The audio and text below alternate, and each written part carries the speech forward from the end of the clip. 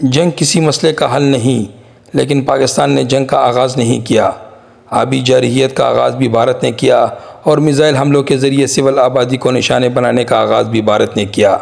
یہ نہیں ہو سکتا کہ بھارت جب چاہے حملہ کرے اور جب چاہے سیز فائر کرے۔ پاکستان کو چاہیے کہ سیز فائر کو سنتاس معاہدے کی بحالی سے مشروط کرے۔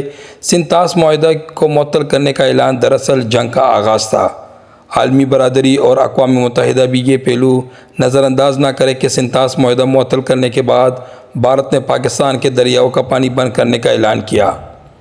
اگر بھارت سنتاس معاہدہ بحال نہیں کرتا تو پھر پاکستان شملہ معاہدہ معطل کرنے کا اعلان کرے۔ شملہ معاہدے نے 1948 کے سیز فائر کو لائن آف کنٹرول میں تبدیل کیا تھا۔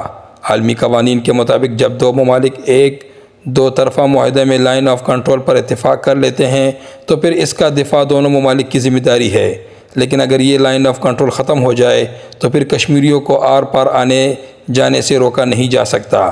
کشمیریوں نے اس لائن آف کنٹرول کو کبھی تسلیم نہیں کیا۔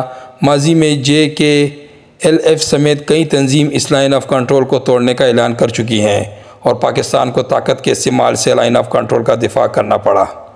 اگر شملہ معاہدہ معطل ہو جائے تو لائن آف کنٹرول بھی معطل ہو جائے گی۔ پاکستان کے پاس شملہ معاہدے کو معطل کرنے کا ٹھوس جواز بھی موجود ہے۔ بھارت نے 1984 میں سیاچن کی چوٹیوں پر قبضہ کر کے شملہ معاہدے کی خلاف ورزی کی تھی۔ 5 اگست 2019 کو بھارت نے مقبوضہ جموں و کشمیر کی خصوصی حیثیت ختم کر کے ایک دفعہ پھر شملہ معاہدے کی خلاف ورزی کی۔ سنتاس معاہدہ ختم کر کے بھارت نے مقبوضہ جموں و کشمیر میں بنائے گئے ڈیموں کے ذریعے پاکستان کی طرف آنے والا پانی بند کیا، جس کے باعث مقبوضہ علاقوں میں سیلاب کا خطرہ پیدا ہوا۔ بھارت کے آبی جارحیت کی صرف پاکستان کے لیے نہیں بلکہ مقبوضہ کشمیر کے لوگوں کے لیے بھی خطرات پیدا کیے ہیں۔ لہٰذا اس آبی جارحیت کو روکنے کے لیے شملہ معاہدے کی معطلی کا اعلان کوئی جارحیت نہیں بلکہ ایک دفاعی رد عمل کہلائے گا۔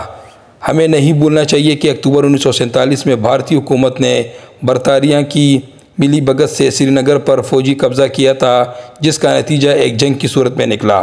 اس جنگ کو روکنے کے لیے پاکستان نہیں بلکہ بھارت نے اقوام متحدہ سے فریاد کی تھی۔ اقوام متحدہ کی سیکیورٹی کونسل نے جنگ بندی کی قرارداد منظور کی اور استوا برائے کو مسئلہ کشمیر کا حل قرار دیا۔